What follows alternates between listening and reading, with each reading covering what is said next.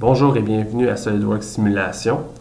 Ici Raphaël Reid et aujourd'hui nous allons voir différentes façons d'analyser une fréquence dans notre modèle, soit la simulation professionnelle ou la simulation premium, donc deux modules complètement différents. Commençons d'abord avec la simulation professionnelle. Donc, dans cette simulation, ce qu'on va pouvoir obtenir, c'est les fréquences de résonance, soit les listes de fréquences naturelles de notre modèle. Donc, on peut faire sortir plusieurs modes, donc dans ce cas-ci, les 5 premiers modes, et on va obtenir chaque fréquence naturelle de notre modèle, de notre assemblage ou tout simplement de notre pièce.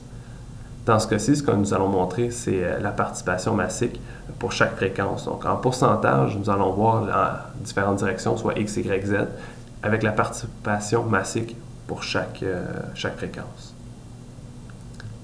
Par la suite, il est aussi possible justement de visualiser chaque fréquence qu'on a obtenue. Donc, comment va bouger notre modèle, comment va être affecté celui-ci. Donc, on va voir le premier mode, ça va être de chaque côté, où est-ce qu'il va y avoir une certaine excitation de notre modèle. Tandis que dans le deuxième mode, ça va être surtout vers le centre. Donc, on va voir comment il va bouger. Donc, on va voir les différents mouvements qui vont être intégrés, ce qui est quand même très important dans notre modèle. Par la suite, il va être possible justement de créer une simulation premium avec le package premium. La grosse différence ici, c'est que nous allons appliquer une excitation à notre modèle et non juste trouver les fréquences naturelles. Donc, on va éditer à l'intérieur, on va choisir différents types d'analyses qui vont être possibles, différents types d'excitation. Par la suite, on va montrer tout simplement ici la courbe qu'on a obtenue pour exciter notre modèle. Donc, on peut aller à l'intérieur, l'éditer. Ce qu'on peut voir, le petit chiffrier ici, c'est comme un chiffrier Excel. On peut faire un copy-paste créé, donc on va obtenir différentes valeurs de déplacement par rapport à certaines fréquences en Hertz. Par la suite, ce qu'il nous reste à faire, c'est tout simplement de montrer les résultats obtenus. Et aller à l'intérieur, on va éditer. Qu'est-ce qu'on va pouvoir voir? C'est les différentes fréquences. Donc, si on change les valeurs obtenues, on va changer par rapport à certain range de fréquence ou à une certaine incrément.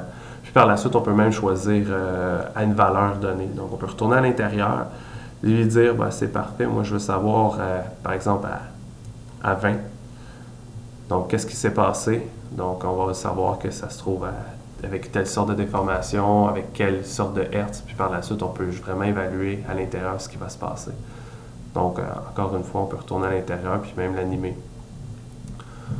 On va changer l'incrémentation à l'intérieur juste pour que ça soit un petit peu plus fluide. Puis par la suite, on va voir vraiment ce qui se passe dans notre modèle.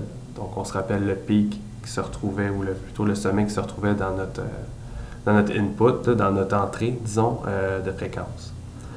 Ce qui m'a fait à la minute technique, je vous remercie beaucoup de votre temps et j'espère que vous avez apprécié. Merci beaucoup. Bonne journée.